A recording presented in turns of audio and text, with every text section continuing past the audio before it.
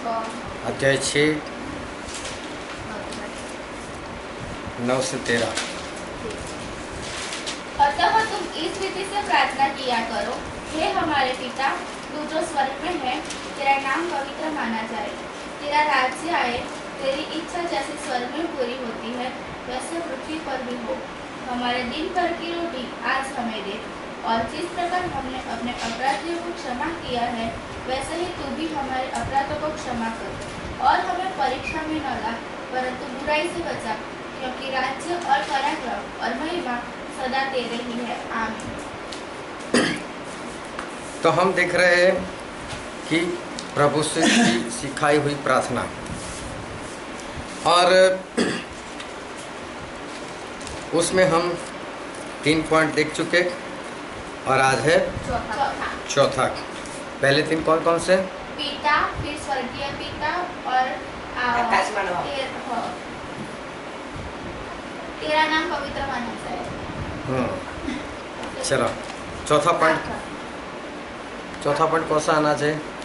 का राज्य आए। हाँ, तमारो राज्य आओ, आपका राज्य आए।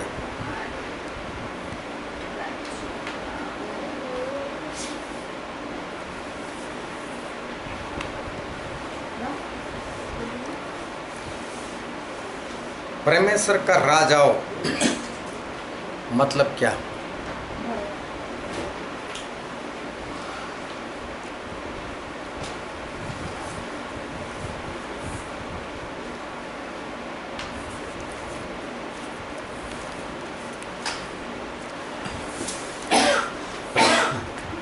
प्रभु उसने प्रार्थना सिखाई कि आपका राज आए।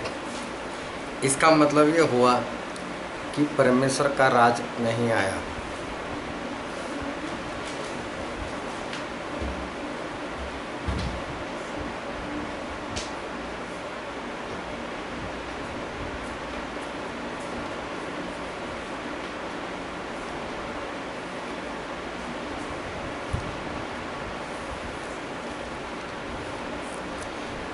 पहला पत्रस उसका 4था अध्याय, पहला पत्रस 4था अध्याय,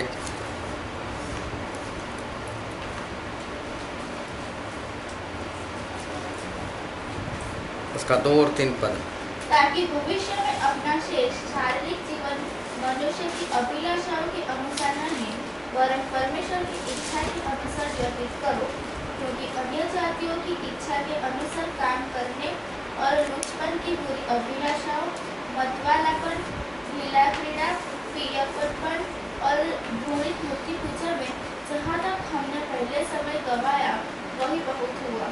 हाँ, यहाँ पर पत्रस ऐसे कहते हैं कि जिस तरह से अन्य जाति के लोग नशा करने में, मूर्ति पूजा में, लड़ाई झगड़े में, वो सारी बातों में जो समय गंवाते हैं, तो उसमें हमने आज तक जितना समय गंवाया वो बोले बहुत है। मतलब कि परमेश्वर के लोगों ने भी इसमें बहुत समय गंवाया है। लेकिन अब परमेश्वर बोलते हैं कि जितना समय गंवाया इतना अब बहुत है। फिर पहला यूहन्ना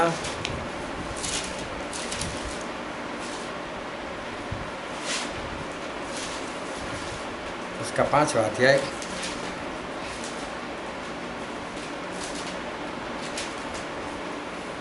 पहला यूहन्ना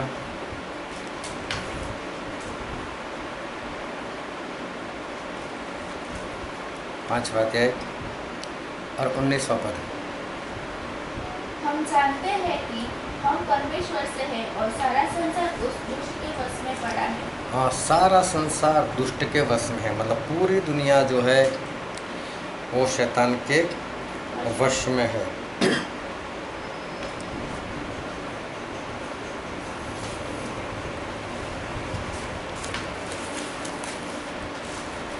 लूका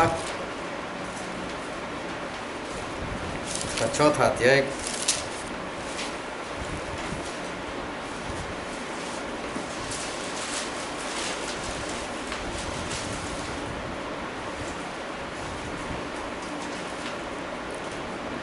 और 6 पद, 5 और 6 पद। तब शैतान उसे ले गया और उसको पल भर में जगत के सारे राज्य दिखाए और उससे कहा, मैं यह सब अधिकार और इनका वैभव तुझे दूंगा, क्योंकि वह मुझे सौंपा गया है और जिसे चाहता हूँ उसी को दे देता हूँ। शैतान ऐसा बोलता है कि पूरी दुनिया मेरे हाथ में है, सब कुछ मेरे वश में है और मैं जिसको चाहे उसको मैं दे सकता हूँ। यूहन्ना में, पहले यूहन्ना में भी हमने वही पढ़ा कि पूरा संसार शैतान के वश में है, और यहाँ पर शैतान बोल रहा है कि सब कुछ मेरे पास है, सब कुछ मेरे वश में है। फिर यूहन्ना 14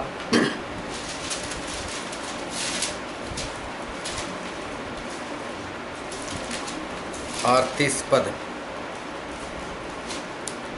मैं अब तुम्हारे साथ और बहुत बातें न करूंगा, क्योंकि इस संसार का सरदार आता है, इस संसार का सरदार आता है, मुझ पर उसका कोई अधिकार नहीं और मुझ पर उसका कोई अधिकार नहीं, ऐसा प्रभु यीशु कहते हैं। इस संसार का सरदार किसको कहा? शैतान को कहा। तो जो 3 पद हमने देखे, पहला यूहन्ना 5 का 19, लूका 4 का 5-6 और यूहन्ना 14 का 30।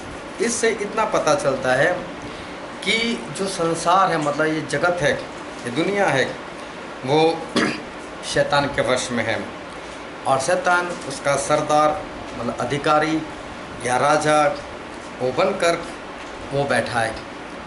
तो इस संसार के ऊपर जो अधिकार चला रहा है, इस संसार का जो राजा है वो समझो कि शैतान है। और जो राजा होता है तो वो राज करता है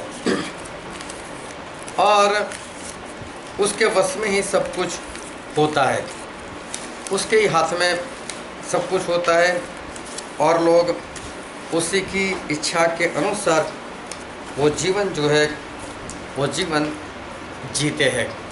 तो परमेश्वर ऐसा बोल रहे हैं कि इस संसार में जो राज है वो शैतान का है। और प्रभु उसने प्रार्थना सिखाई कि आपका राज आए, मतलब राज किसका चल रहा है? शैतान का राज चल रहा है। और इसलिए पतरस बोलते हैं, जो हमने पढ़ा था, पहला पतरस 4 अध्याय 2 और 3 पद जो हमने पढ़ा था, तो पतरस ऐसा बोलते हैं कि हम पहले शैतान में थे, शैतान के राज में थे। तो शैतान के राज में रहकर हमने जितना भी वक्त शैतान में गवाया, मूर्ति पूजा में गवाया, नशे, लड़ाई झगड़े में गवाया, बोला भी बहुत हो गया, लेकिन अब उस शैतान के राज्य से बाहर निकलो और परमेश्वर के राज्य में आओ। ऐसा पतरस जो है वो हमको कहना चाहते हैं, क्योंकि पूरी दुनिया जो है वो शैतान के वश में है। फिर इफिसी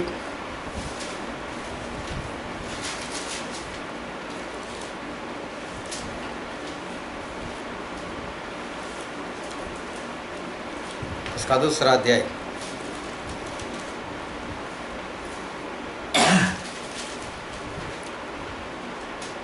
और पढ़ो उसका 2 और 3 पद। जिनमें तुम पहले इस संसार की रीति पर और आकाश के अधिकारी के हाकिम अर्थात उस आत्मा के अनुसार चलते थे, जो अब भी आत्मा न मानने वालों में कार्य करता है। इनमें हम भी सब पहले अपने शरीर की लालसाओं में दिन बिताते थे और शरीर और मन की इच्छाएं पूरी करते थे और अन्य लोग 2 और 3 और आगे तो नहीं। और अन्य लोगों के समान स्वभाव ही से क्रोध की संतान थे। हाँ, किसके संतान थे? क्रोध के संतान थे। मतलब जब हम प्रभु यीशु में नहीं थे तो हम संसार की अभिलाषाओं के हिसाब से, और जो आत्मा आज्ञा नहीं मानने देता, मतलब आज्ञा तोड़वाता है, उस आत्मा के अनुसार हम चलते थे।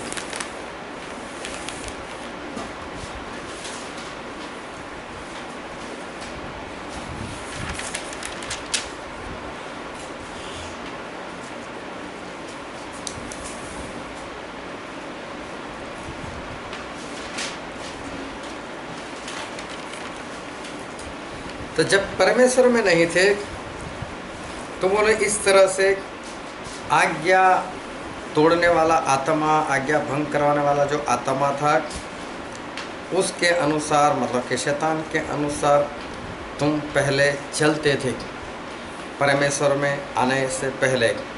फिर पढ़ो पहला कुरिन्थी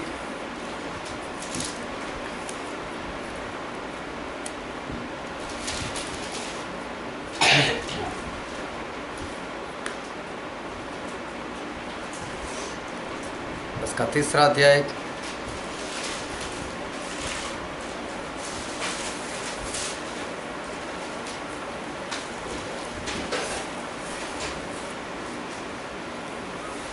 पहला कुरिन्थी 3रा अध्याय और 3रा पद। क्योंकि अब तक शारीरिक हो, इसलिए तुम अभी तक शारीरिक हो, इसलिए कि जब तुम में डाह और झगड़ा है, हाँ तुम में ईर्ष्या है, डाह है और झगड़े है, तो क्या तुम शारीरिक नहीं? क्या तुम शारीरिक नहीं? हाँ। और क्या मनुष्य की रीति पर नहीं चलते? और क्या तुम मनुष्य की रीति पर नहीं चलते? देखो बोले अभी भी तुम्हारे अंदर परमेश्वर में आने के बाद भी ये सारी बातें जो है वो तुम्हारे अंदर है।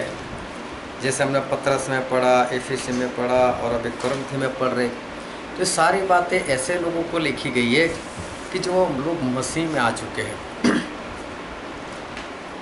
जिन लोगों ने विश्वास किया है, जिन लोगों ने पश्चाताप किया है और जिन लोगों ने पवित्र आत्मा पाया है, ऐसे लोग।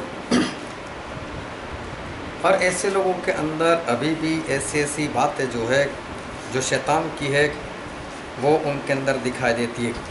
अभी भी उनके अंदर लड़ाई है, झगड़ा है, क्रोध है।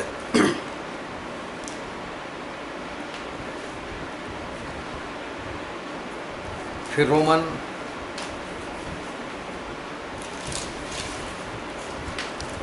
रोमी उसका 8वां अध्याय।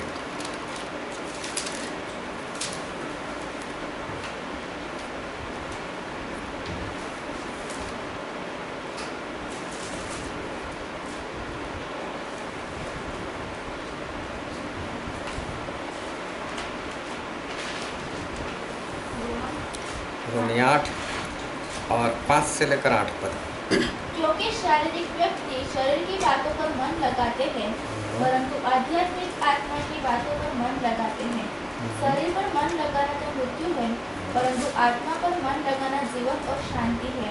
क्योंकि शरीर पर मन लगाया तो परमेश्वर से बैर रखना है, क्योंकि न तो परमेश्वर की व्यवस्था कठिन है और न हो सकता है। और जो शारीरिक दशा में है वे परमेश्वर को प्रसन्न नहीं कर सकते। परंतु जबकि परमेश्वर का आत्मा तुम्हें बसता है तो तुम शारीरिक दशा में नहीं परंतु आत्मिक दशा में हो।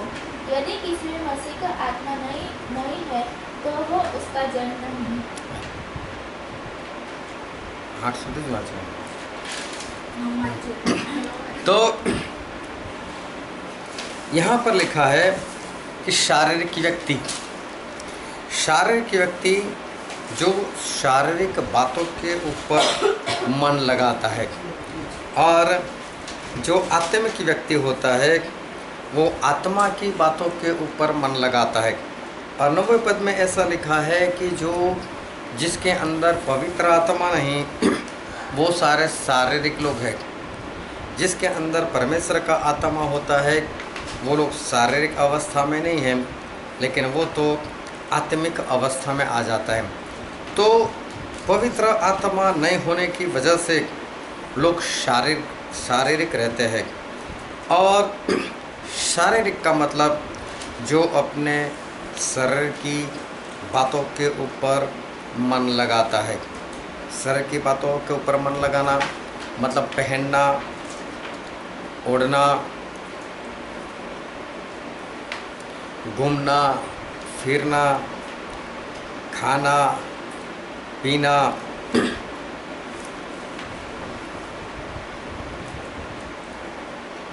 ऐसी बातों के ऊपर मन लगाना, ये सारी बातें परमेश्वर से नहीं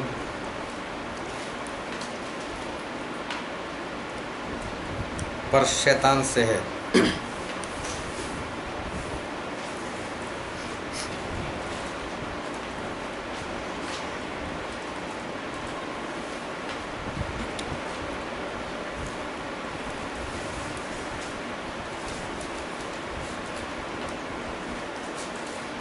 अभी जितने पद लिखाता हूँ वो पद एक बार लिख लेना और बाद में जो लिखना है वो मैं बोलूँगा, आप लिखते जाना।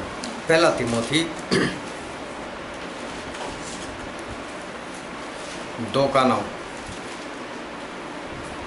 पहले पढ़ लो इसको।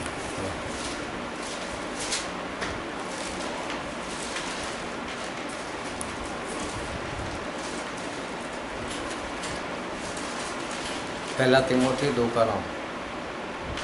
यह जानकर कि व्यवस्था धर्मी जन के लिए नहीं पर अधर्मियों नहीं, वैसे ही स्त्रियां भी संकोच और संयम के साथ सुहावने वस्त्रों से अपने आप को संवारे, न कि बाल गूंथने, सोने, मोतियों और बहुमूल्य कपड़ों से। हाँ, फिर पहला पत्रस 3:3।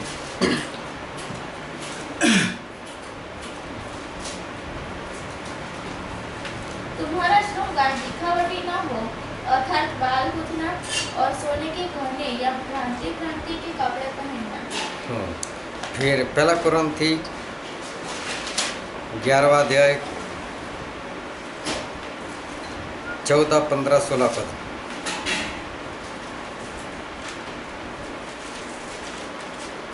क्या स्वाभाविक रीति से भी तुम नहीं जानते कि यदि पुरुष लंबे बाल रखे तो उसके लिए अपमान है, परंतु यदि स्त्री लंबे बाल रखे तो उसके लिए शोभा है, क्योंकि बाल उसको ओढ़ने के लिए दिए गए हैं।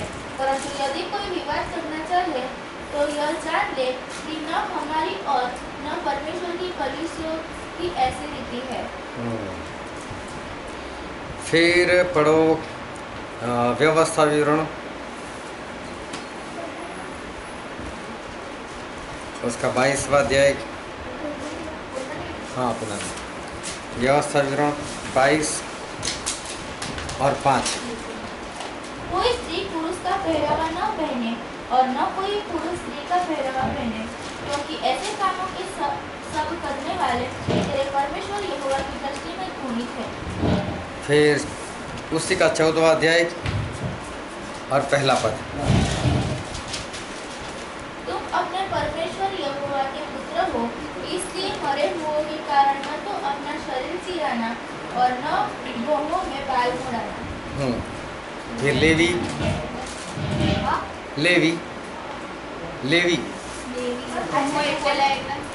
व्यवस्था विवरण 14:1। बाद में चलो लेवी 19:28।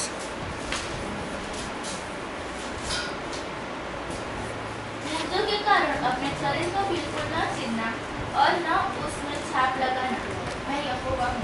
हाँ, अभी देखो ये सारे पद जो आपने पढ़े तो एक एक कर उसमें हम चलते हैं। जैसे पहला तिमोथी 2:9 और पहला पत्रस 3:3 में ऐसा लिखा है कि परमेश्वर ऐसा बोलते हैं कि तुम्हारा जो श्रृंगार है वो बोले बाहर का ना हो, मतलब कि अच्छे अच्छे और महंगे कपड़े पहनना,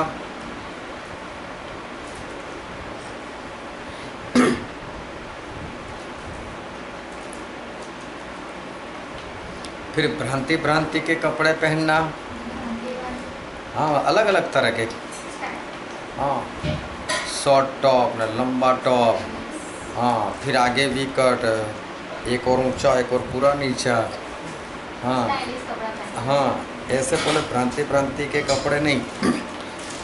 फिर महंगे कपड़े नहीं, सोने चांदी के गहने नहीं,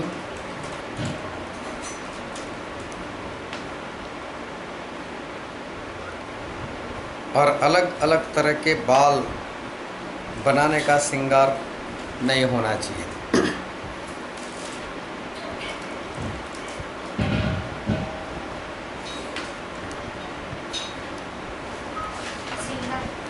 श्रृंगार श्रृंगार। और फिर परमेश्वर कहते हैं, जो पहला कुरिन्थी 11:14-16 पढ़ा उसमें, कि जो पुरुष है उसको लंबे बाल नहीं होने चाहिए, और स्त्री है उसको बाल कटाने नहीं चाहिए।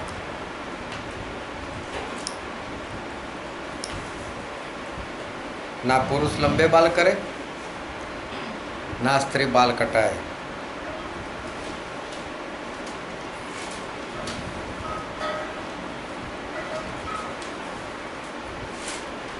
फिर व्यवस्था विवरण 22:5 पढ़ा, वही कह रहा है कि पुरुष जो है वो स्त्री जैसे कपड़े ना पहने और स्त्री पुरुष जैसे कपड़े ना पहने।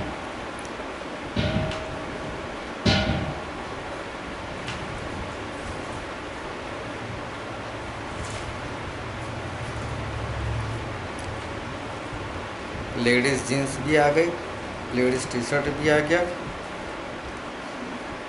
और फॉरेन में तो लेडीज जेंट्स कट भी आ गया।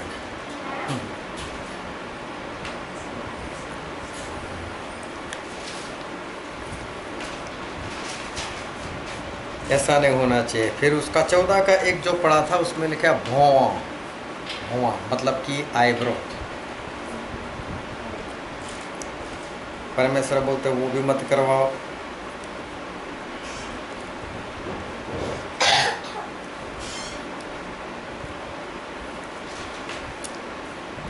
और लेवी 19:28 में पढ़ा कि अपने शरीर के ऊपर किसी भी तरह की छाप मत लगवाओ, टैटू, मेहंदी की डिज़ाइन लगाना, ये सारी बातें।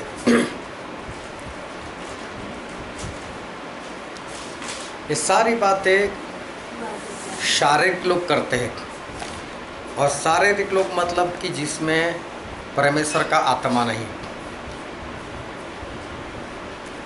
मतलब कि सारी बातें जो है वो शैतान से है।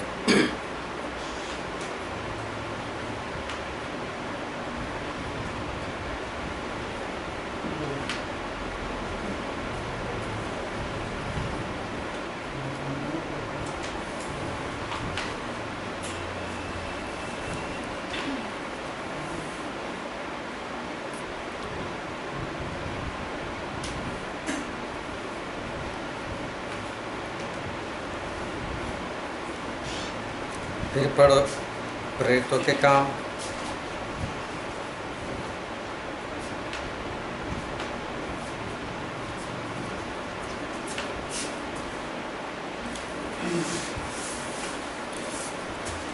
उसका 20 अध्याय।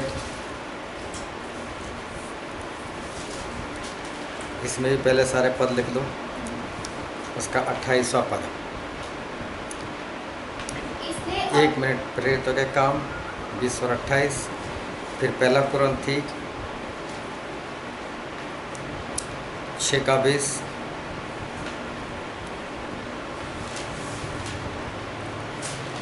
प्रकाशित वाक्य 5:9।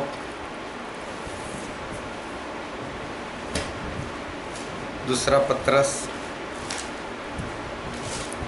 2:1।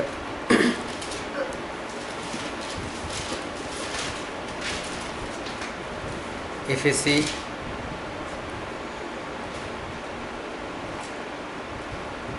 1:14।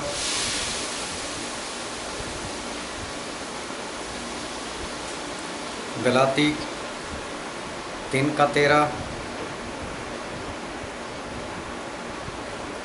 और पहला कुरिन्थी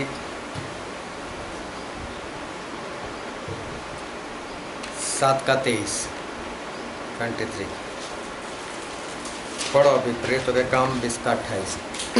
इसलिए अपनी और पूरे झुंड की चौकसी करो, जिससे पवित्र आत्मा ने तुम्हें अध्यक्ष कराया है कि तुम परमेश्वर की कलीसिया की रखवाली करो, जिससे उसने अपने लहू से मोल लिया है। यहाँ पर लिखा है कि प्रभु यीशु परमेश्वर ने हमें अपने लहू से मोल लिया है। मतलब हमें खरीदा है। फिर पहला कुरिन्थी 6:20, क्योंकि दाम देकर मोल लिए गए हो, इसलिए अपनी देह के द्वारा परमेश्वर की महिमा करो। यहाँ पर लिखा है कि हमारी कीमत हमारे परमेश्वर ने चुकाई है, हम खरीदे हुए, और इसलिए अपना जो शरीर है उस शरीर के जरिए परमेश्वर को मान, महिमा, सम्मान जो है वो दो। फिर प्रेरितों के काम, हाँ, प्रकाशित वाक्य 5:9। वे यह नया गीत गाने लगे, तू इस पुस्तक के ले लेने और इसकी मुहरें खोलने के योग्य है, क्योंकि तूने वध होकर अपने लहू से हर एक कुल और भाषा और लोग और जाति में से परमेश्वर के लिए लोगों को मोल लिया है। हाँ, क्योंकि प्रभु यीशु ने लोगों को अपना लहू देकर मोल लिया। यहाँ एक बार फिर से लिखा है कि प्रभु यीशु ने हमें मोल लिया है। फिर दूसरा पत्रस 2 अध्याय और पहला पद, जिस प्रकार उन लोगों में झूठे भविष्यवक्ता थे, उसी प्रकार तुम में भी झूठे उपदेशक होंगे, जो नाश करने वाले पाखंड का उद्घाटन छिप कर करेंगे, और उस स्वामी का जिसने उन्हें मोल लिया है, जिसने उन्हें मोल लिया है, मतलब प्रभु उसने मोल लिया है। हाँ, इनका इनकार करेंगे। यहाँ पर भी लिखा है कि हमारे परमेश्वर ने हमको खरीदा हुआ है, हमें मोल लिया हुआ है। फिर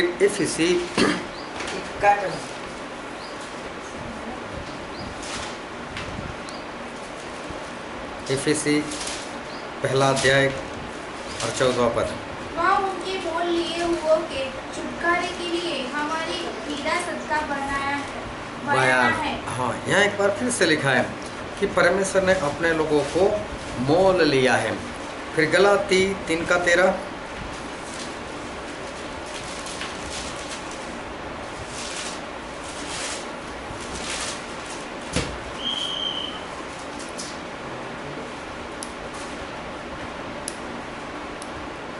बहुत देर लगाते हो।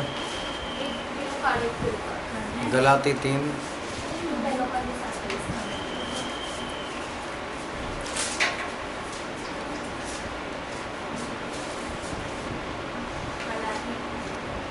गलाती कुरिन्थी के बाद 3:13। मसीह ने जो हमारे लिए शापित बना, हमें मोल लेकर व्यवस्था के साथ से छुड़ाया। हाँ, हमें मोल लेकर व्यवस्था के श्रापों से छुड़ाया।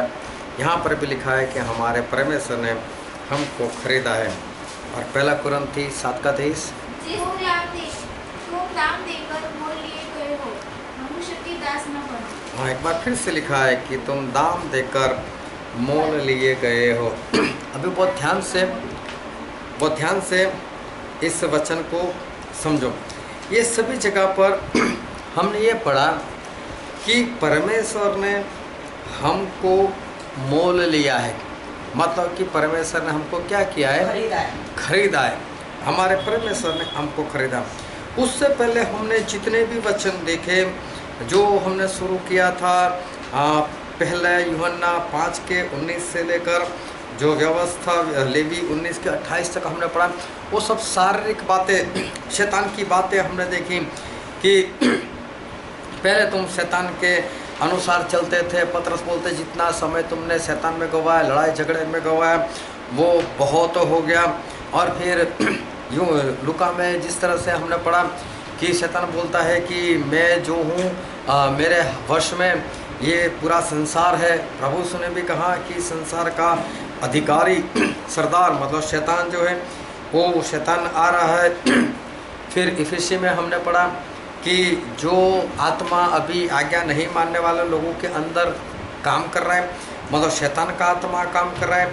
फिर पहले कुरिन्थी 3:3 में भी हमने पढ़ा कि तुम लोग तो अभी शारीरिक हो, क्योंकि तुम्हारे अंदर लड़ाई है, झगड़े हैं अभी। फिर रोमन 8 उसके 5 से 8 में पढ़ा कि जो शारीरिक लोग हैं वो शरीर की अवस्था में जीवन जीते हैं, और ऐसे लोग जो है वो बाहर का श्रृंगार करते हैं। जो सारे लोग वो होते हैं वो गहने वगैरह डालते हैं, वो मेकअप वगैरह करते हैं, वो आईब्रो वगैरह बनवाते हैं। वो स्त्री हो तो पुरुष के भी कपड़े पहन लेते हैं और पुरुष हो तो स्त्री के भी कपड़े वो लोग पहन लेते हैं। ऐसी स्त्रियाँ जो है बाल भी कटवाती हैं, और ऐसे पुरुष है तो लंबे लंबे बाल भी वो तो रखते हैं, वो टैटू भी लगवाते हैं, वो मेहंदी भी करते हैं। तो ये सारी बातें जो हमने देखी वो सब शैतान से। लेकिन प्रभु यीशु क्या बोलते, तुम शैतान में थे, लेकिन अभी मैंने तुम्हें क्या किया है, खरीदा है। अभी हमारे परमेश्वर ने हमें खरीदा है। मतलब जिस वक्त इंसान ने गुनाह किया था, पाप किया था, उसी वक्त से हम लोग इंसान जो है वो शैतान के वश में आ गए थे। जिस वक्त हवा ने फल खाया और उसके बाद आदम ने खाया, तभी से सारे इंसान जो हैं वो शैतान के गुलाम बन गए, शैतान के वश में चले गए। और प्रभु यीशु जो है वो प्रभु यीशु इस धरती पर इसीलिए आए थे कि शैतान के वश से हमको छुड़ाए। लेकिन ये ऐसी घटना थी कि जिस तरह से एक गुंडा मवाली होता है जो किसी के बच्चे को अगवा कर देता है, या किसी बड़े व्यापारी को अगवा कर देता है, अपने कब्जे में रखता है, बांध कर रखता है, फिर उसके घर वाले को फ़ोन करता है कि मुझे 10 लाख दे दो, 50 लाख दे दो, तब मैं छोड़ूंगा, नहीं तो मैं इसको मार दूंगा। तो शैतान ने इसी तरह से हमको वश में रखा था इंसान को। और प्रभु यीशु ने उसके साथ सौदा किया, तो मेरे बच्चे हैं, मेरे लोगों को छोड़। तो शैतान ने उनसे प्रभु से सौदा किया कि बोल तू कीमत चुकाएगा। प्रभु ने बोला चलो इंसान की क्या कीमत चुकाऊं, तो बोले अपना लहू जो है वो बहा दे, मतलब कि तुम मर जाए। और प्रभु से सौदाबाजी की। इसलिए इतनी जगह पर हमने पढ़ा कि हर बार ऐसा लिखा है, प्रभु ने हमें खरीदा खरीदा खरीदा। तो परमेश्वर झूठ नहीं लिखते हैं, हमें खरीदा, उन्होंने हमें सही में खरीदा है। और खरीदा है तो कीमत कहीं पर चुकाई हुई है। तो उन्होंने अपनी जान देकर, अपना प्राण देकर शैतान से हमें खरीद लिया है। तो अभी हमारे परमेश्वर, हमारे प्रभु यीशु ने हमें खरीद लिया है।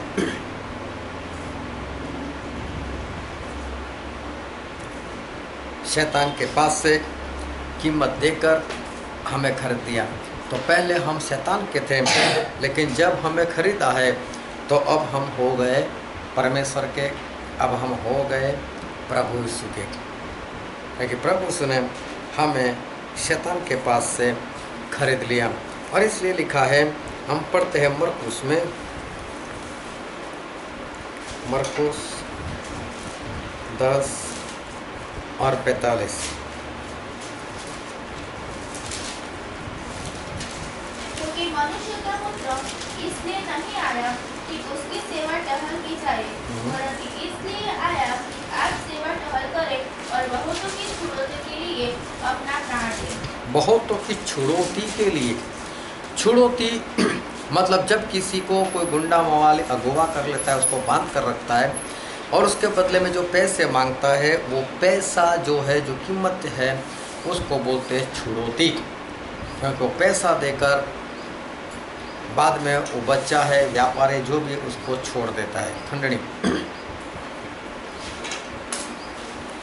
एक कीमत है, छुड़ाने की कीमत। तो प्रभु यीशु भी बोल रहे हैं कि मैं तो छुड़ौती देने के लिए आया, मतलब मैं तो अपने बनाए हुए इंसान की कीमत चुकाने में तो आया हूँ। तो प्रभु यीशु ने शैतान को अपने प्राण दिए, और प्राण देकर प्रभु यीशु ने हमको उससे छुड़ा लिया।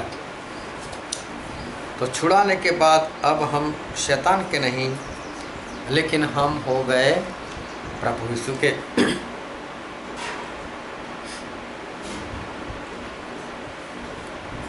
और पढ़ो गलातिया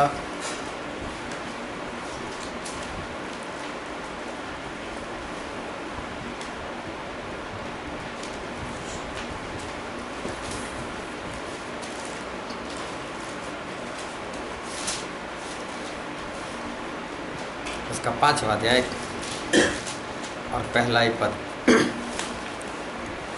मसीह ने स्वतंत्रता के लिए हमें स्वतंत्र किया अतः इसी स्थिति में रहो और दासत्व के कुएं में फिर से न जुटो। हाँ, परमेश्वर बोलते हैं कि मैंने तुम्हें स्वतंत्रता के लिए स्वतंत्र किया है। परमेश्वर ने हमको स्वतंत्रता के लिए स्वतंत्र किया है। मतलब हम पहले क्या थे? शैतान के गुलाम थे। शैतान ने हमको इस सारी बातों में, लड़ाई झगड़े में, ईर्ष्या में, अदेखाई में, गहनों में, कपड़े पहनने में, बाल बनाने में, पुरुष हो तो लंबे बाल करने में, स्त्री हो तो छोटे बाल करने में, इस सारी बातों में शैतान ने हमको गुलाम बना कर रखा था। और हम उसी तरह से, जिस तरह से शैतान हमें चलाता था, हम चलते थे, क्योंकि उसने हमें परमेश्वर से अगुवा कर कर बांध कर रखा था। और इसलिए हम इसी तरह से जीवन जीते थे। लेकिन अब प्रभु यीशु ने अपने लहू से हमको छुड़ा लिया है। अपने लहू का मोल देकर, अपने प्राणों को देकर शैतान से हमको छुड़ा लिया। और परमेश्वर ने अपने वश में भी हमको नहीं रखा, लेकिन परमेश्वर ने हमको आज़ाद कर दिया।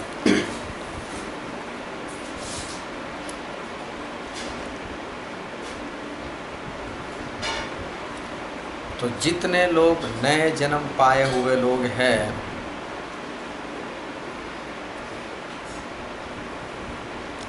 वो सारे शैतान से आज़ाद हुए लोग हैं।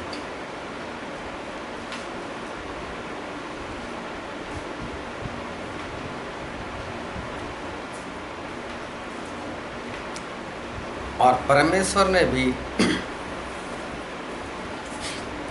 उनको अपना गुलाम बनाकर नहीं रखा,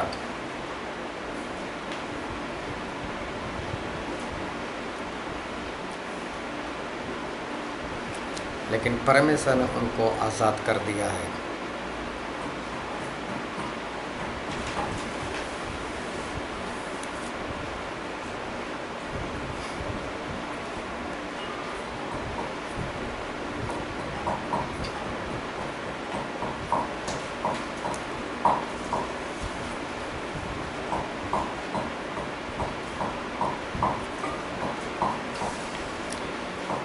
मतलब परमेश्वर ने हमें शैतान से खरीदा और अपना गुलाम नहीं बनाया, लेकिन हमें आज़ाद छोड़ दिया।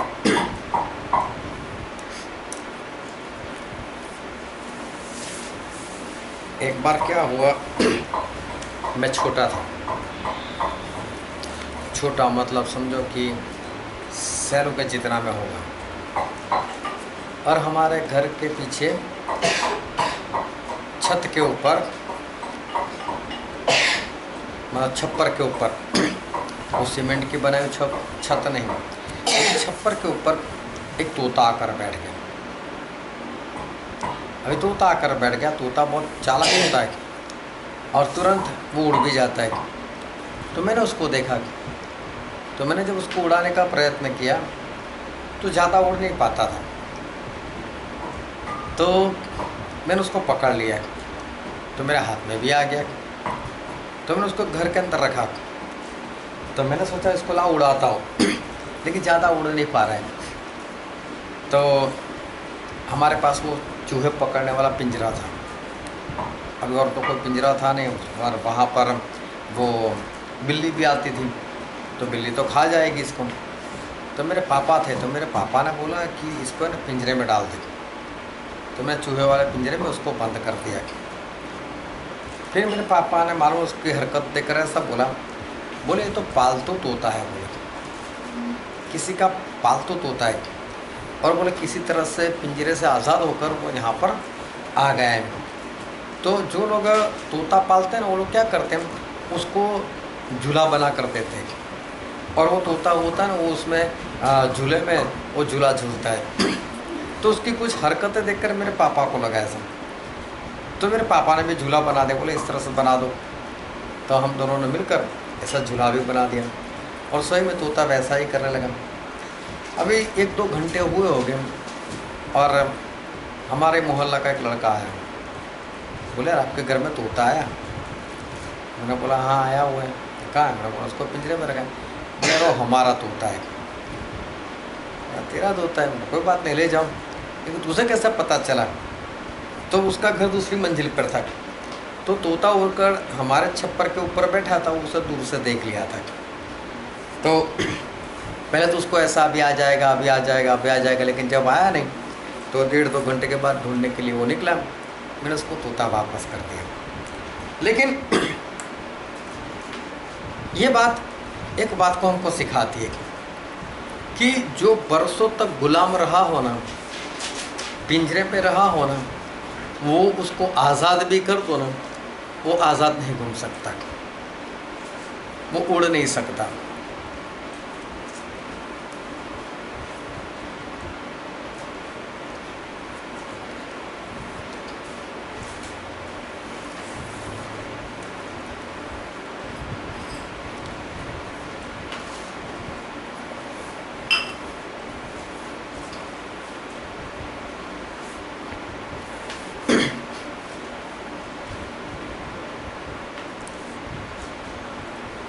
तो इंसान भी बरसों से शैतान के वश में था।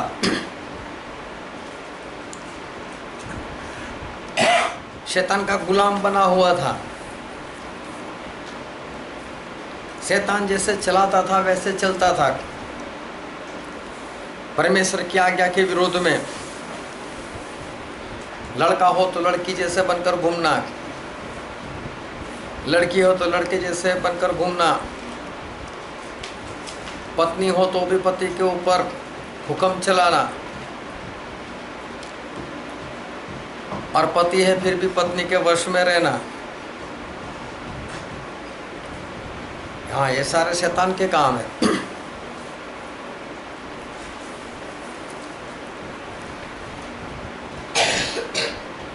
तो शैतान ने इस तरह से इंसान को गुलाम बनाकर रखा था। और बरसों के बाद अगर परमेश्वर उनको छुड़ाए, इंसान नया जन्म पाए, प्रभु के लहू से शुद्ध हो जाए, तो वह आज़ाद हो जाता है। और प्रभु यीशु जो है वो उसको आज़ाद कर देते। तो अब क्या हुआ कि शैतान ने, प्रभु यीशु ने खरीद तो लिया शैतान से, लेकिन खरीदने के बाद अभी इंसान को आज़ाद कर दिया। लेकिन जो बरसों से गुलाम है वो कौन सा चल पाने वाला है? वो कौन सा आज़ाद रह सकने वाला है? वो तो वापस ज़्यादा नहीं उड़, जिस तरह से तोता नहीं उड़ पाया और मेरे हाथ में आ गया, तो इंसान भी जो है सही से नहीं चल पाएगा और वापस वो शैतान का गुलाम ही बन जाएगा।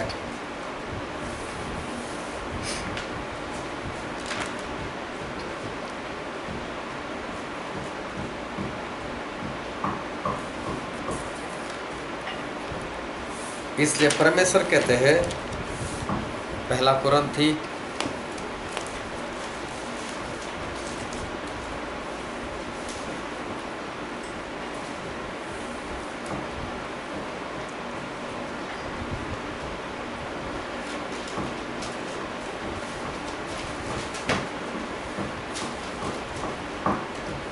7वां अध्याय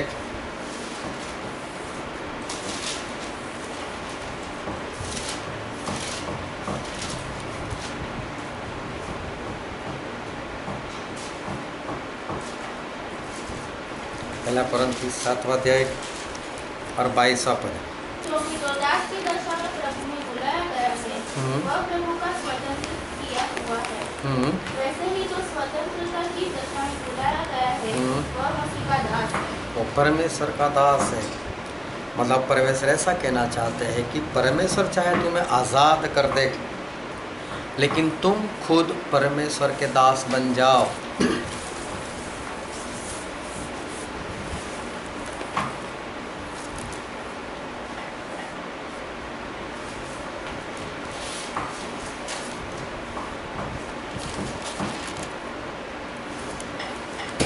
चाहे परमेश्वर ने आज़ाद किया, लेकिन बरसों से गुलाम रहे हो,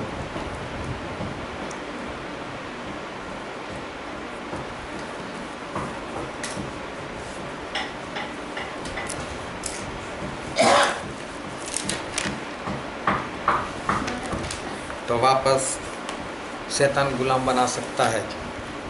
इसलिए परमेश्वर के दास बन जाओ।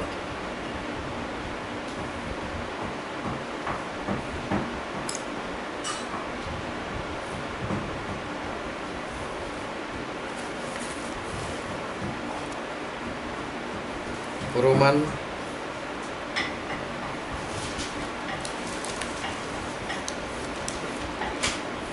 इसका पहला अध्याय और पहला ही पद। पौलुस की ओर से जो यीशु मसीह का दास है, हाँ, पौलुस की ओर से जो यीशु मसीह का दास है। देखो, पौलुस खुद आज़ाद हो गए, लेकिन अपने आप को आज़ाद नहीं समझ रहे। वो तो बोल रहे कि मैं परमेश्वर का दास हूँ।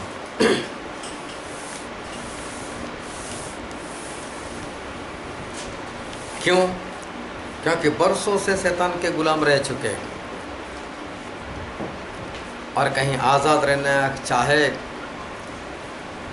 तो शैतान तो कभी भी आए और वापस दास बना ले, वापस उठा ले उसको।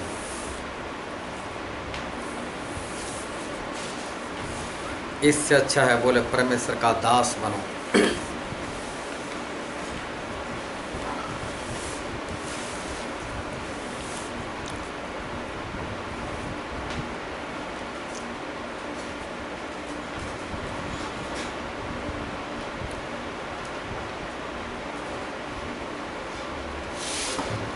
फिर लुका में लिखा है, लुका इसका 17 अध्याय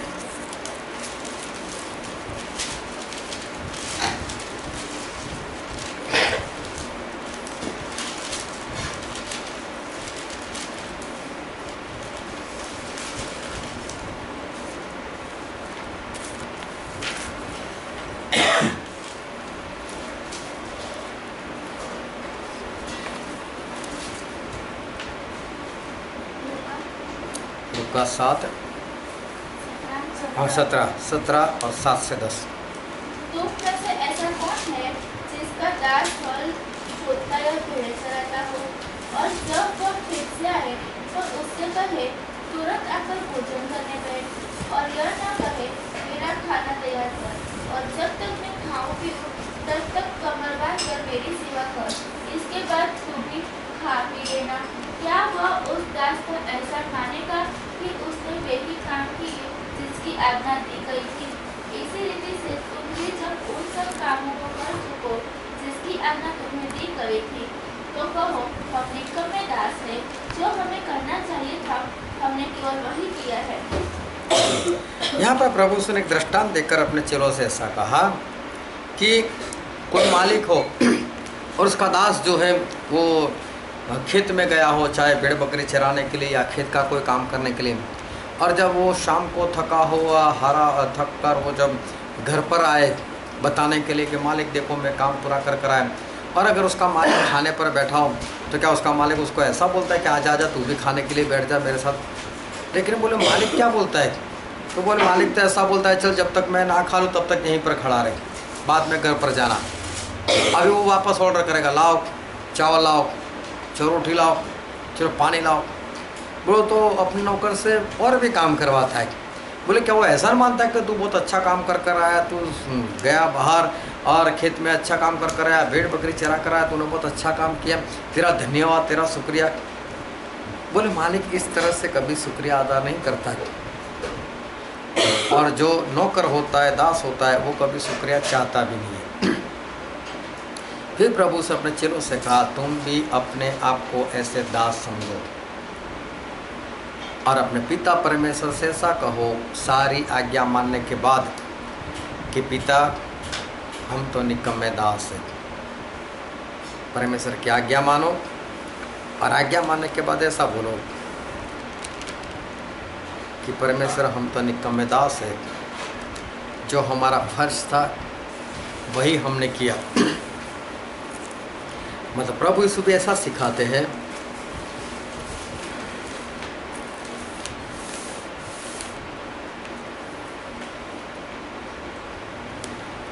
कि तुम परमेश्वर के दास बनो, आज़ाद ना रहो, दास बनो।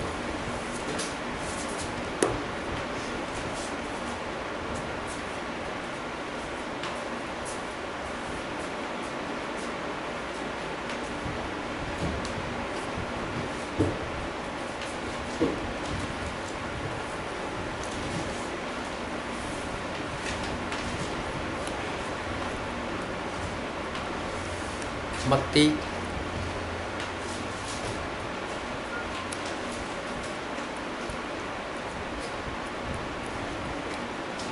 उसका 19वां अध्याय,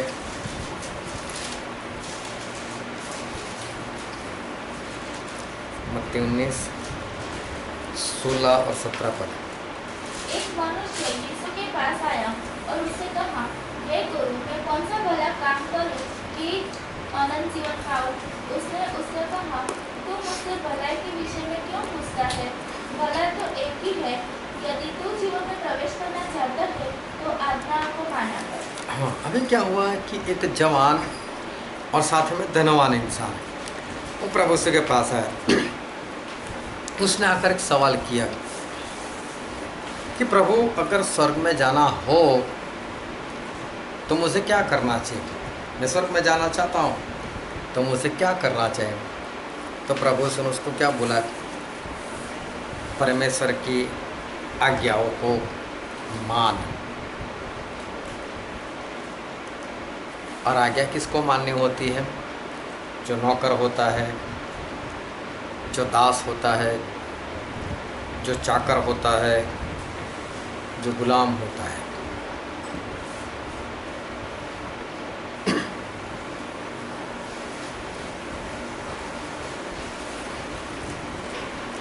तो यहाँ पर एक बार फिर हमें पता चलता है कि हम आज़ाद हो जाएंगे, परमेश्वर से आज़ाद, और परमेश्वर की आज्ञाकारी नहीं करेंगे तो हम स्वर्ग में तो नहीं जा सकते। तो चाहे परमेश्वर हमें आज़ाद कर दे, लेकिन फिर भी हमें क्या करना है? हमें परमेश्वर के दास बनकर उनकी आज्ञा माननी है ताकि हम स्वर्ग में जा सकें।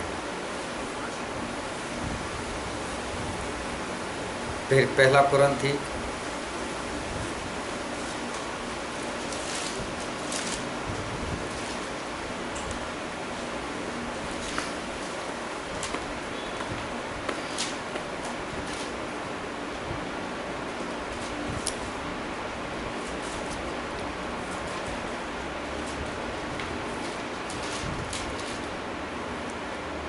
इसका 7वां अध्याय,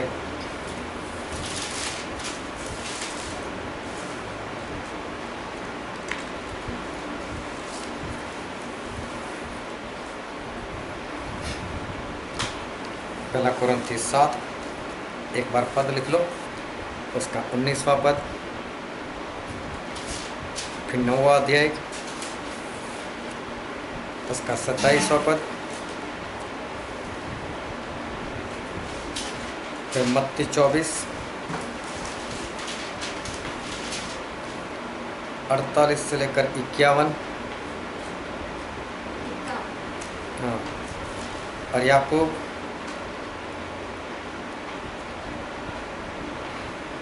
2:10। पढ़ो अभी पहला पद, पहला कुरिन्थी 7:19। न खतना कुछ है और न खतना रहे, परंतु परमेश्वर की आज्ञा को मानना ही सब कुछ है। हाँ, यहाँ पर लिखा है कि ना खतना मतलब बाहरी दिखावा कुछ है, ना खतना रहित कुछ है, लेकिन परमेश्वर की आज्ञा को मानना ही सब कुछ है।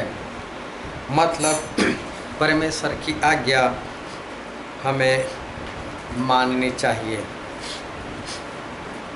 वही सब कुछ है। परमेश्वर की आज्ञा को मानना ही सब कुछ है।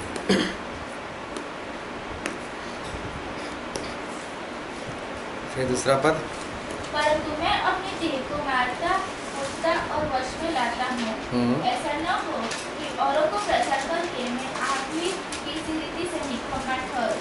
हाँ, पौलुस ऐसा कहते हैं कि मैं लोगों को तो सुसमाचार फैलाऊं, लोगों को तो अच्छी अच्छी बातें मैं बताऊं, लोग आज्ञाकारी करने लग जाए, लोग स्वर्ग में चले जाए, लेकिन मैं निकम्मा ठहरूँ तो? मतलब मैं जो सिखाता हूँ तो मुझे क्या करना पड़ेगा, मुझे भी परमेश्वर की आज्ञा माननी पड़ेगी। अगर मैं लोगों को सिखाता हूँ कि आप मर्द हो तो स्त्री के कपड़े ना पहनो, लंबे बाल मत करो, तो मुझे भी तो वैसा करना है। अगर मैं लोगों को बताता हूँ कि महंगे वस्त्र ना पहनो, तो मुझे भी तो करना है। अगर मैं लोगों को सिखाता हूँ कि प्रभु बोझ लिया करो, तो फिर मुझे भी तो लेना है। तो बोलते मैं सिखाता हूँ तो साथ में अपने आप को भी वश में रखता हूँ कि मैं भी जो सिखाता हूँ वैसे मैं भी किया करूँ। मतलब मैं अपने देह को मारता हूँ, वश में रखता हूँ उसको, कि मैं भी परमेश्वर की आज्ञा जो है वो मानता रहूँ।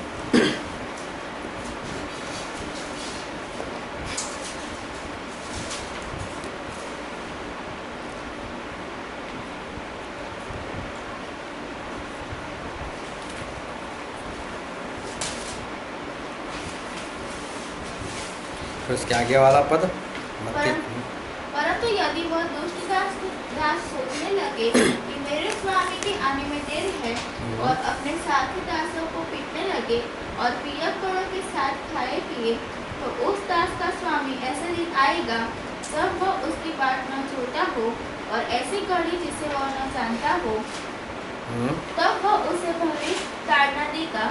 हाँ, परमेश्वर यहाँ पर ऐसा बोलते हैं कि ऐसा कौन सा दास है कि जिसको उसका मालिक आज्ञा देकर गया हो कि मेरे घर वाले को समय पर खाना देते रहना। तो हमें जो परमेश्वर ने हमें चुना है, तो हमें परमेश्वर के लोगों को सही समय पर खाना मतलब वचन जो है देना है। और जितने लोग सही से काम नहीं करते तो परमेश्वर उनको नरक में डाल देंगे। तो स्वर्ग में जाने के लिए सही वक्त पर हमें परमेश्वर की आज्ञा जो है वो माननी है। सही वक्त पर हमें परमेश्वर की आज्ञा को मानना है।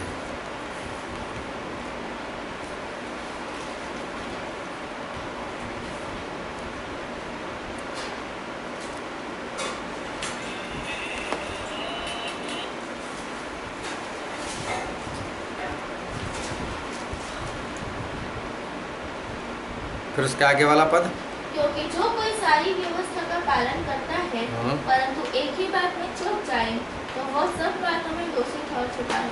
हाँ, जो कोई सारी व्यवस्था को माने, सारी आज्ञाओं को माने, लेकिन एक को अगर छोड़ दे तो बोले उसने कोई भी आज्ञा ही नहीं मानी है। मतलब सारी की सारी आज्ञा माननी है, एक भी आज्ञा जो है वो हमको छोड़नी नहीं है।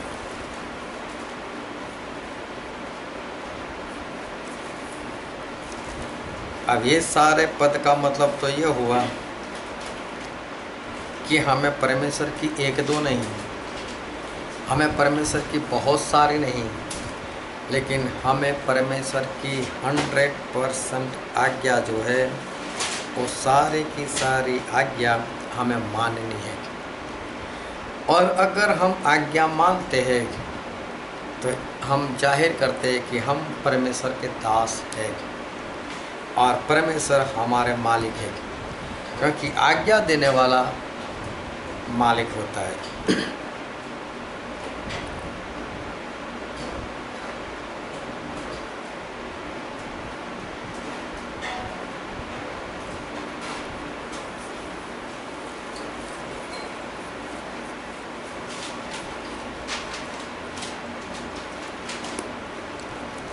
तो जो आज्ञा देते हैं वो हमारे मालिक हैं। फिर मत्ती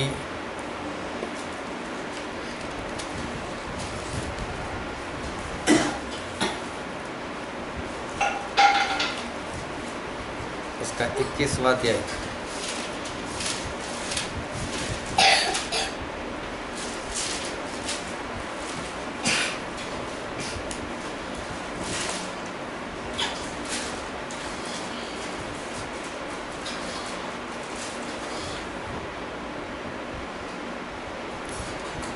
मत्ती 21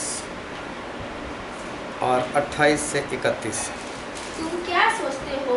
किसी मनुष्य के दो पुत्र थे। उसने पहले के पास जाकर कहा, हे पुत्र, आज रात की बारी में काम कर। उसने उत्तर दिया, मैं नहीं जाऊंगा, परंतु बाद में पछता कर गया। फिर पिता ने दूसरे के पास जाकर ऐसा ही कहा। उसने उत्तर दिया, जी हाँ जाता हूँ, परंतु नहीं गया। इन दोनों में से किसने पिता की इच्छा पूरी की?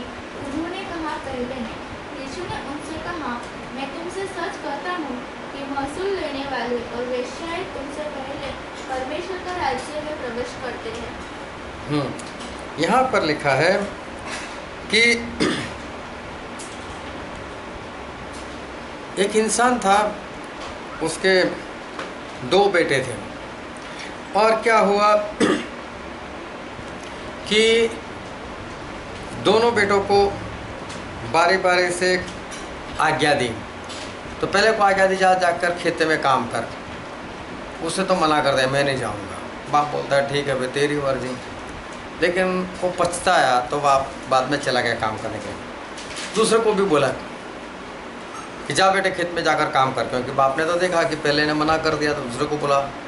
दूसरा बोलता है, ठीक है पापा, मैं जाता हूँ, लेकिन वो गया नहीं। तो देखो, बाप और बेटे का संबंध कैसा होता है। मालिक तो आज्ञा देता ही देता है, लेकिन बाप भी आज्ञा देता है। लेकिन जब बाप आज्ञा देता है ना, तो बेटा कैसा होता है? बेपरवाह, लापरवाह होता है। बाप ही है ना, बोले क्या करेगा।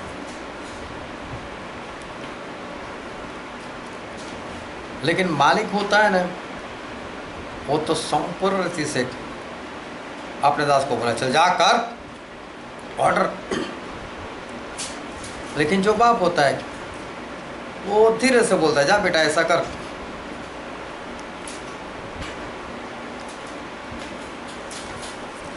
तो बाप बेटे का जो संबंध होता है, उसमें बेटा जो होता है वो आज्ञा मानने में लापरवाही कर सकता है,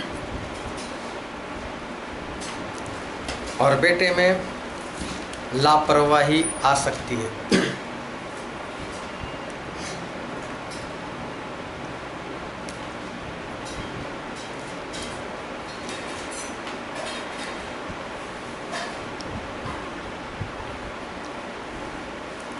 लेकिन जो अपने आप को दास समझता है,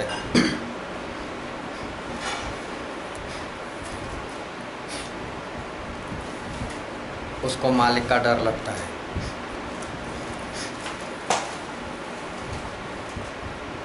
कहीं निकाल देगा तो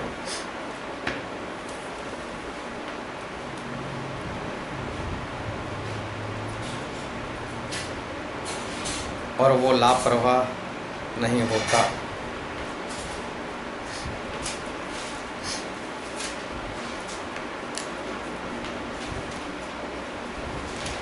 देखना, जितने लोग परमेश्वर को पिता पिता पिता करते हैं ना, उन्हीं लोगों में सारे गुनाह हो गए, सारे पाप हो गए। अरे नहीं यार, वो तो पिता है यार, वो उनको तो क्या, हम जैसे भी बाल रखे, जैसे भी कपड़े पहने। जो अपने आप को बेटा समझता है ना, वो लापरवाही होते हैं, वो आज्ञा नहीं मानेंगे। कितनी स्त्रियां मैंने ऐसी देखी है जो सर के ऊपर चुनरी वगैरह कुछ लेती नहीं, ऐसे ही बैठ जाती है, ऐसे ही प्रार्थना करती है। बोले नहीं नहीं, परमेश्वर ने हमें बाल दिए हैं ना, बस बाल से हम हमारा टकला तो हो गया, उसको छुपा लिया। तो वो तो जो मर्द होता है तो उसके भी बाल से तो ढका हुआ है, और क्या है। बोले नहीं, बाल है तो ढका हुआ ही समझो इसको। तो जो अपने को बेटा बेटी समझते हैं ना, वो लोग लापरवाह होते हैं। लेकिन जो अपने आप को दास समझता है, वो परमेश्वर की सारी आज्ञा मानने के लिए वो हमेशा तैयार रहता है। अभी देखो, हमारे भारत के राजा नरेंद्र मोदी,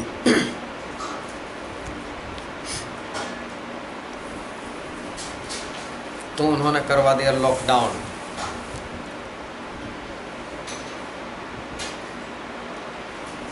हम उसके बेटे नहीं हैं, वो राजा है, हमारे मालिक है, और हम उनके दास हैं। नरेंद्र मोदी नहीं बोलते तुम मेरे नौकर हो, लेकिन जितने अपने आप को दास समझते हैं, नरेंद्र मोदी के नौकर समझते हैं, वो सारे घर में बंद हैं।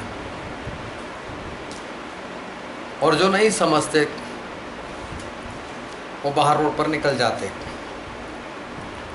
फिर मालूम है पुलिस वाले क्या करते हैं उनके साथ? हाँ, मारते डंडे।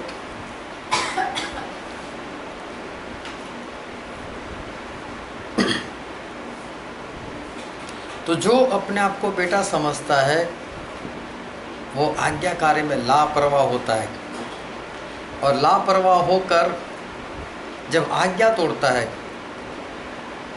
तो परमेश्वर के डंडे भी खाने पड़ते उसको।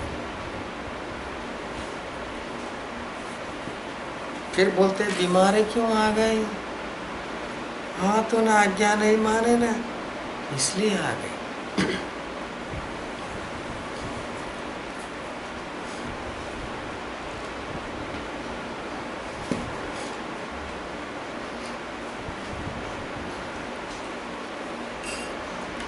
लुका में लिखा है,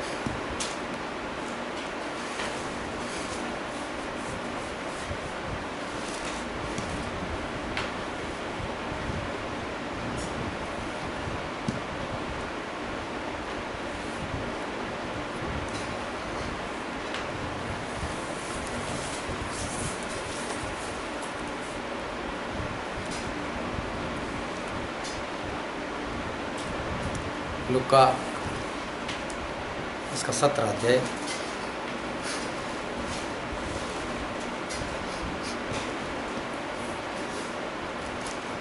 और 20 और 21 पद।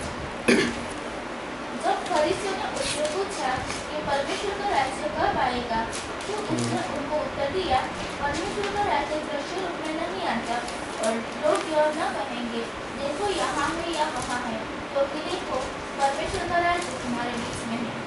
हाँ, अभी प्रभु से लोगों ने सवाल किया कि बोले प्रभु परमेश्वर का राज कब आएगा? तो प्रभु से ने ऐसा बोला कि परमेश्वर का राज वो दृश्यमान नहीं है, मतलब कि दिखाई दे ऐसा नहीं है, लेकिन परमेश्वर का राज जो है वो अदृश्य है। और बोले ऐसा नहीं कहा जाएगा कि देखो परमेश्वर का राज्य ये रहा या वो रहा, लेकिन परमेश्वर का राज्य तुम्हारे अंदर है।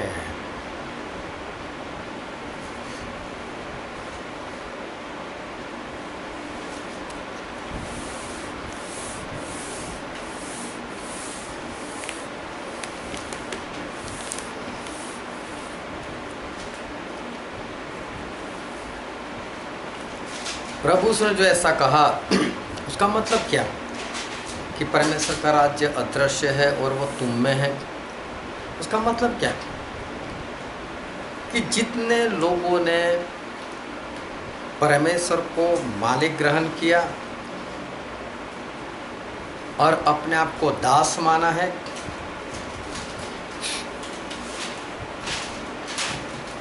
वो कोई बाहर जाकर चिल्लाता नहीं है कि परमेश्वर मेरा मालिक, परमेश्वर मेरा मालिक, मैं तो उसका दास हूँ, मैं उसकी सारी आज्ञाओं को मानूंगा, मैं उसकी सारी आज्ञाओं को मानूंगा।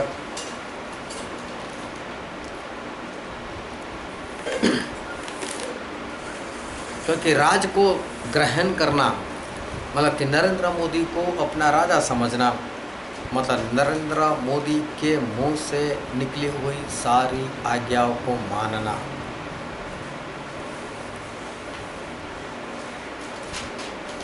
तो परमेश्वर का राज्य हमारे अंदर होना, इसका मतलब होता है कि परमेश्वर की सारी आज्ञाकारी मानने वाले हम हैं।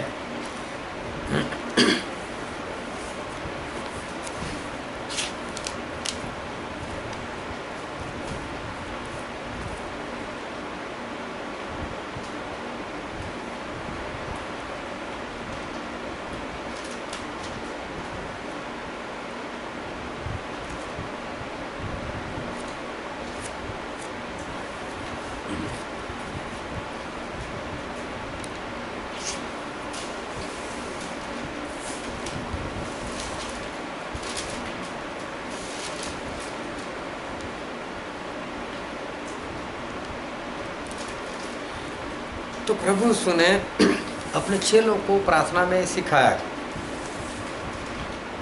कि ऐसा बोलो, प्रार्थना ऐसे करो कि परमेश्वर आपका राज्य आए। मतलब कि परमेश्वर का राज्य नहीं है, राज्य शैतान का है, लेकिन हम में परमेश्वर का राज्य आए। मतलब कि हम परमेश्वर को मालिक ग्रहण करें और हम उनका दास बनकर उनकी सारी आज्ञाओं पर चले और शैतान का कहा हुआ कुछ ना करे।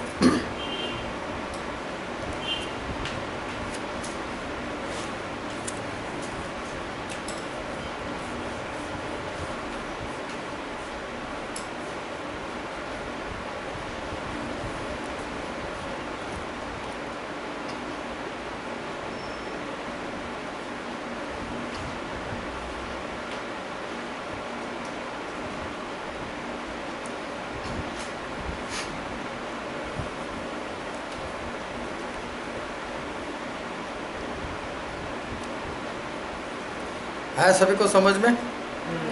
परमेश्वर का राज आए मतलब उनकी सारी आज्ञा। नहीं, परमेश्वर का राज आए मतलब राज किसका है? शैतान का है। शैतान का है। और परमेश्वर का राज आए मतलब हमारे अंदर किसका राज आए? परमेश्वर का राज आए। तो हमने परमेश्वर को क्या माना? मालिक। मालिक माना और अपने आप को क्या समझा? दास समझा। तो हम दास समझकर परमेश्वर की कितनी आज्ञाओं को मानना है? सब 100% आज्ञाओं को हमें मानना है। तो प्रभु इसे ऐसा बोलते कि प्रार्थना में ऐसा कहो कि तुम्हारा आपका राज्य आए। मतलब कि हम आपको पिता ना कहें, हम तो आपको मालिक समझें। क्योंकि जब पिता कहते हैं तो बेटा कैसा होता है? लापरवाह होता है। बेटा तुरंत आज्ञा नहीं मानता, वो तो हमेशा सामने विवाद करता है।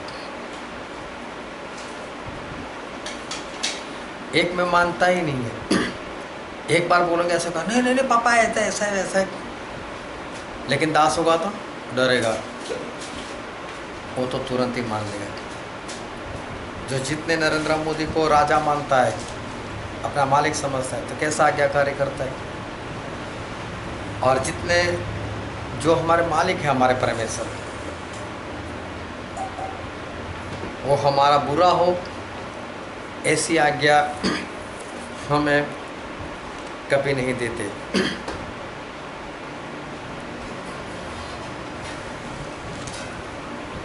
तो प्रभु इसलिए कहना चाहते हैं कि आपका राज्य आए। मतलब कि परमेश्वर को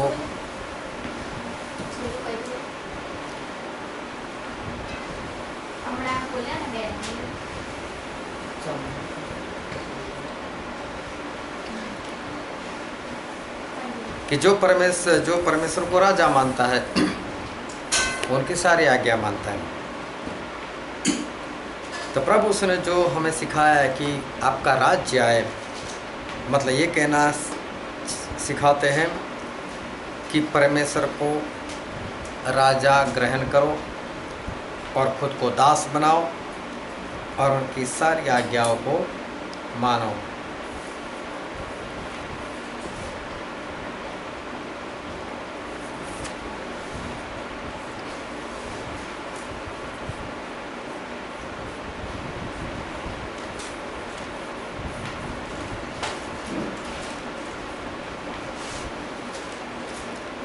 प्रकाशित वाक्य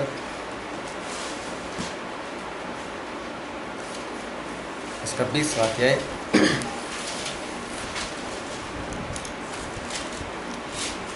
इसका 4था पद।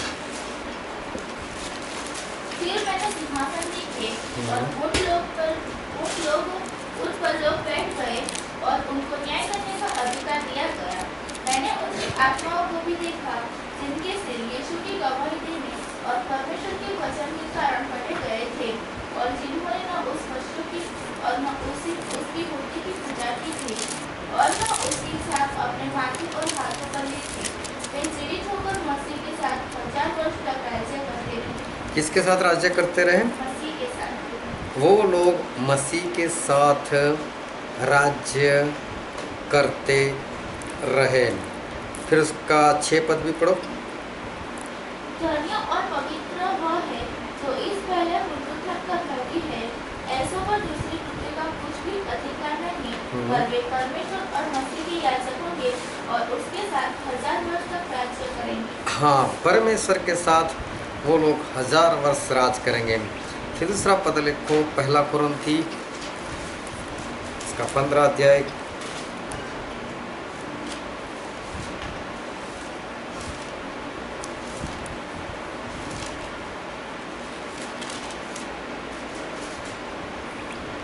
और 24 और 25 पद।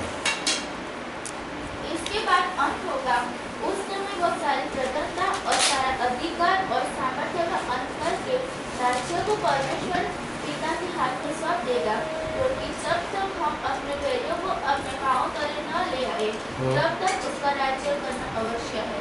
हाँ, कब तक परमेश्वर राज करेंगे, प्रभु यीशु राज करेंगे?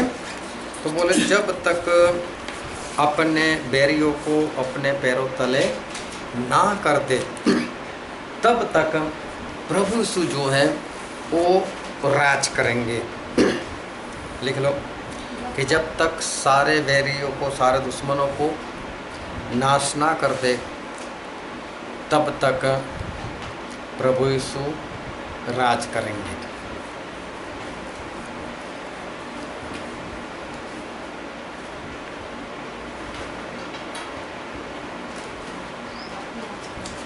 फिर प्रकाशित वाक्य इसका 20वां अध्याय और पढ़ो उसका 7 पद। जब 1000 वर्ष पूरे हो चुकेंगे तो शैतान जैसे छोड़ दिया जाएगा। हाँ, जो शैतान को बांध कर रखा था, तो प्रभु यीशु का 1000 साल का राज जो इस धरती पर है वो खत्म हो जाएगा। उसके बाद उसको वापस छोड़ दिया जाएगा। अभी देखो, शैतान को एक बार फिर से आज़ाद कर दिया गया। फिर पढ़ते चलो 10 पद तक। वो उन जातियों को जो पृथ्वी के चारों ओर होगी, अर्थात गोग और मागोग को, जिनकी गिनती समुद्र के बालू के बराबर होगी, भरमा कर लड़ाई के लिए एकत्र करने को निकलेगा। वे सारी पृथ्वी पर फैलकर पवित्र लोगों की छावनी और प्रिय नगर को घेर लेगी और आग स्वर्ग से उतरकर उन्हें भस्म करेगी। उनका भरमाने वाला शैतान आग और गंधक की उस झील में, जिसमें वह पशु और झूठा भविष्य वक्ता होगा, डाल दिया जाएगा और वे रात दिन युगानुयुग पीड़ा में तड़पते रहेंगे। हाँ, यहाँ पर लिखने के अनुसार जो शैतान था वो 1000 साल तक जीवित था और उसको नरक में उसको बांध कर रखा था। फिर उस 1000 साल के बाद शैतान को परमेश्वर वापस छोड़ेंगे और शैतान की जो सेना थी, जो समुद्र की रेती के समान जो उसके दुष्टात्माएं है, वो तो इसी धरती के ऊपर थे, लेकिन उनका मालिक बंधा हुआ है और इसलिए सारे शैतान की आत्माएं जो है ना, वो सब इसी धरती के ऊपर है। जब परमेश्वर का 1000 साल का राज है, लेकिन इनमें से कोई काम नहीं कर रहे हैं। क्यों काम नहीं कर रहे हैं? उनका बॉस तो बंधा पड़ा हुआ है, इसलिए सभी प्रभु यीशु से डर रहे। इसलिए दुष्टात्माएं जो है ना, सारी एक जगह पर बैठ चुकी है, बस निष्क्रिय अवस्था में, मतलब कुछ भी नहीं कर रहे। लेकिन 1000 साल के बाद जैसे ही शैतान को छोड़े गए, वो शैतान वापस अपने दुष्टात्माओं के पास आए, चलो हम प्रभु यीशु को मारने के लिए चलते। तो सभी बोलेंगे यार क्या शैतान, तू तो पूरे 1000 साल तक तो बंद रहा था, और बोले तेरा तो कुछ चलता नहीं यीशु के सामने। बोले हम नहीं आते, तो ये उसको भरमाएगा। अरे बोले देखो 1000 साल तक बांध कर रखा तो क्या हुआ, मैं तो वापस आया कि नहीं, मैं निकल कर आया कि नहीं, अरे मेरे में बहुत ताकत है, चलो। वो फिर से सभी लोगों को भरमाएगा। किसको? इंसानों को नहीं, लेकिन अपनी दुष्टात्माओं को। और उसको भरमा कर वो परमेश्वर जहाँ पर राज कर रहे थे उस धरती के ऊपर वो हमला कर देगा परमेश्वर के ऊपर। लेकिन क्या होगा? परमेश्वर आसमान से आग बरसाएंगे और शैतान और उसके सारे साथियों को वो नरक में हमेशा के लिए डाल देंगे, जहाँ पर वो पशु मतलब मसीह का विरोधी और जो झूठा भविष्यवक्ता थे वहाँ पर आग की खाई में इनको हमेशा हमेशा के लिए परमेश्वर डाल देंगे। जो पहले कुरिन्थी में हमने पढ़ा उसका 15 अध्याय और 24वां पद एक बार फिर से पढ़ो। इसके बाद अंत होगा, उस समय वह सारी प्रधानता और सारा अधिकार और सामर्थ्य का अंत करके राज्य को परमेश्वर पिता के हाथ में सौंप देगा। हाँ, प्रभु यीशु अपना राज्य परमेश्वर को सौंप देंगे, लेकिन कब? जब तक सारे शत्रु को समाप्त ना कर दे। फिर आगे पढ़ो। क्योंकि जब तक वह अपने बैरियों को अपने पांव तले न ले आए, तब तक उसका राज्य करना अवश्य है। हाँ, तब तक प्रभु यीशु को राज करना चाहिए। मतलब 1000 साल तक सिर्फ प्रभु यीशु का राज था, पिता परमेश्वर का नहीं। उसके बाद में प्रभु यीशु पिता परमेश्वर को राज दे देंगे। अभी बहुत ध्यान से समझना इस बात को कि प्रभु यीशु जो है वो पिता को राज तब देंगे जब सारे शत्रु को अपने पैरों तले कर देंगे। और सारे शत्रु को कब पैरों तले किया? 1000 साल के बाद। तो 1000 साल के अंदर तो प्रभु यीशु क्या कर रहे? राज कर रहे, है ना। प्रभु यीशु क्या कर रहे हैं? 1000 साल में तो प्रभु यीशु जो है वो तो राज कर रहे। और जो प्रभु यीशु राज कर रहे हैं, तो राज करने का मतलब क्या हुआ? हम लूका में पढ़ते हैं,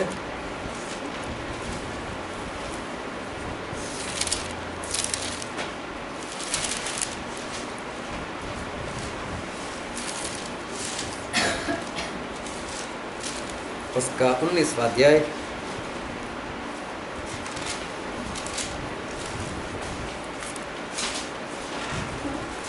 और पढ़ो तो उसका 16 और 17 पद। जब पहले ने आकर कहा, हे स्वामी, तेरी मुहर से 10 और मुहरे कमाए हैं। उसने उससे कहा, बढ़िया है उत्तम दास, तो बहुत ही थोड़े में विश्वास योग्य निकला, अब 10 नगरों पर अधिकार है। अभी देखो क्या हुआ। ये स्वर्ग का राज बोले किस तरह से? तो बोले एक राजा के समान। तो बोले उसने अपने कुछ नौकरों को कुछ दिया और वापस आकर उनको बुलाकर ऐसा बोला कि चल तूने क्या किया? बोले 10 मुहरें थी, 10 मुहरें में और कमा कर लेकर आए। तो उसके मालिक ने क्या बोला? तू 10 शहरों का अधिकारी हो जा, मैं तू अपने 10 शहर के ऊपर तू राज कर, 10 शहर के ऊपर राज कर। फिर आगे पढ़ो उसके। दूसरे ने आकर कहा, हे स्वामी, तेरी मुहर से 5 और मुहरे कमाए हैं। उसने उससे भी कहा, तू भी 5 नगरों पर हाकिम हो जा। हाँ, बोले मैंने 5 मुहरे और पैदा कर ली। तो बोले फिर तू और 5 शहर का अधिकारी हो जा। मतलब कि जिस तरह से मैं राज कर रहा हूँ, एक को बोला तू 10 शहर के ऊपर राज कर, और एक को बोला तू 5 शहर के ऊपर राज कर। अभी देखो पूरे भारत के ऊपर कौन राज कर रहे हैं? नरेंद्र मोदी। लेकिन गुजरात के ऊपर कौन राज कर रहे हैं? विजय रूपाणी। विजय रूपाणी किसकी ओर से? वो भी नरेंद्र मोदी की ओर से। दिल्ली में कौन राज कर रहा है? केजरीवाल। केजरीवाल क्या नरेंद्र मोदी का है? और वो भी नरेंद्र मोदी का है। चाहे उसकी पार्टी अलग है, लेकिन नरेंद्र मोदी जब तक उसको पैसा नहीं देगा वो अधिकार कैसे चलाएगा? हाँ, उसको भी पैसा नरेंद्र मोदी ही देगा, चाहे वो किसी भी पार्टी का हो। इसका मतलब पूरे भारत के अंदर चाहे किसी भी पार्टी का कोई मुख्यमंत्री क्यों ना हो, लेकिन वो मुख्यमंत्री को जो ऑर्डर देगा ना, वो नरेंद्र मोदी ही देगा। अगर नरेंद्र मोदी ने बोल दिया लॉकडाउन, तो क्या केजरीवाल बोल सकेगा लॉकडाउन नहीं चलेगा? नहीं। हाँ, केजरीवाल को करना ही पड़ेगा। तो ये सारे किसके वश में है? नरेंद्र मोदी के वश में। तो 1000 साल का जो राज आएगा इस धरती के ऊपर, उसका उदाहरण परमेश्वर ने लूका 19 में दे दिया। तो जो प्रकाशित वाक्य 20:4 में हमने पढ़ा कि जिन जिन लोगों ने उस मसीह की मूर्ति की पूजा नहीं की थी, उसकी मोहर नहीं ली थी, जो प्रभु यीशु के वचन के कारण, उनकी गवाही के कारण जिनको मार दिए गए थे, उनके सारे आत्माओं को मैंने देखे। उन्होंने प्रभु यीशु के साथ वहाँ पर 1000 साल का राज किया। याद है ना? ये पढ़ा। अबे प्रभु यीशु का राज समझो कि पूरी दुनिया पर होगा, और प्रभु यीशु राज चलाएंगे यरूशलेम से। जिस तरह से भारत का राज चलता है दिल्ली से, उस तरह से 1000 साल का जब प्रभु यीशु का राज आएगा तो प्रभु यीशु वो राज चलाएंगे यरूशलेम से मतलब कि इज़राइल में बैठकर। और जितने जितने लोगों ने परमेश्वर के राज के लिए मेहनत की होगी, किसी ने 10 मुहरे, किसी ने 5 मुहरे, किसी ने 1 मुहर, किसी ने 2 मुहर, इस तरह से जिसने जितना भी काम किया होगा उसके अनुसार परमेश्वर किसी को एक गांव, किसी को एक शहर, किसी को एक जिला, किसी को पूरा राज्य, जिसने जैसा काम किया होगा ऐसे परमेश्वर 1000 साल में लोगों को अधिकार देंगे। अभी वो ध्यान से समझना, हम जो सीख रहे हैं ना कि आपका राज आए, हम उसी को सीख रहे हैं। अभी समझो कि केजरीवाल है या तो ये विजय रूपाणी है या तो और राज्य में कोई और है, जो भी है, वो लोग नरेंद्र मोदी को किस तरह से बुलाएंगे?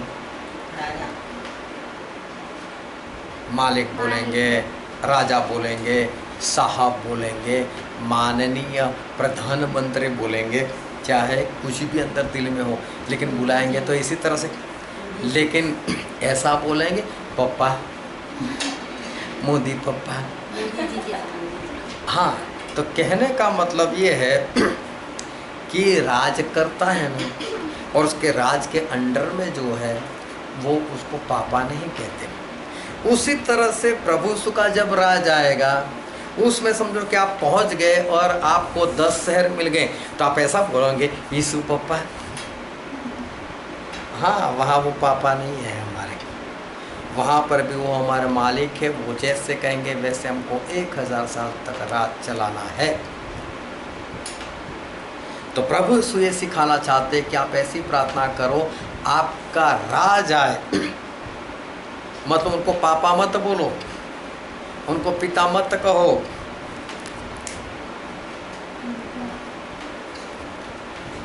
उनको पिता मत कहो, क्योंकि जितने पिता बोलते हैं ना वो बेटा बनकर आज़ाद हो जाते हैं।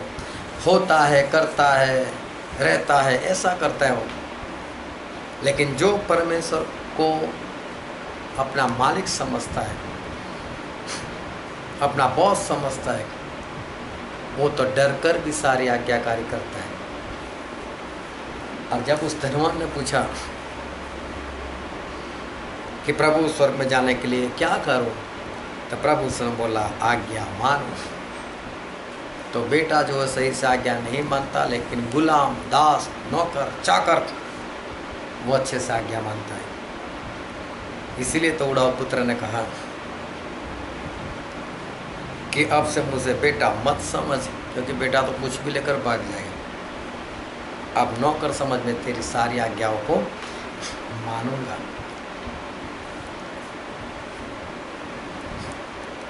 बेटा भी सारी आज्ञा मान सकता है अगर वो सही में पिता को प्रेम करे। लेकिन प्रभु से तो हमें ऐसा सिखाया कि प्रार्थना में ऐसा कहो